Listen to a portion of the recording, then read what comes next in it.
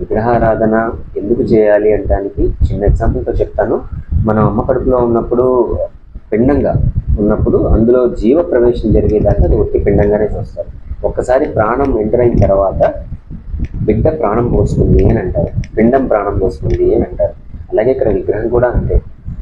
విగ్రహం తయారు చేసిన తర్వాత వేదశాస్త్ర ప్రకారంగా అందులో జీవాత్మని ప్రవేశపెడతారు. అంటే ఇక్కడ ఏం చేస్తారు అని అంటే ఇన్విజిబుల్ ఎనర్జీ, దేవుడు సర్వవ్యాప్తమై ఉన్నాడు అని అంటున్నారు. అంతటా ఉన్న దేవుణ్ణి మనం చూడలేము.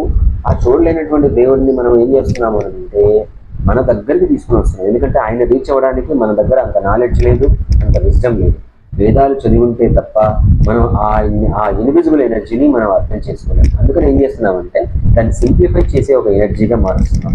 అంటే ఒక్కొక్క ప్రదేశంలో ఒక గుడిని మనం ఎందుకు కట్టుకున్నామంటే ఆ ప్రదేశంలో ఉన్న పాజిటివ్ ఎనర్జీని తీసుకొని వచ్చి ఆ విగ్రహంలోకి